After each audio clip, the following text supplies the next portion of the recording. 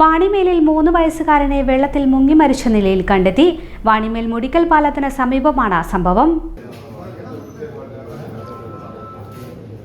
മനോജ് ചാദ്രിയുടെ മകൻ പ്രിയാൻസ് ആണ് മരിച്ചത്. കഴിഞ്ഞ ദിവസം വൈകുന്നേരമാണ് സംഭവം.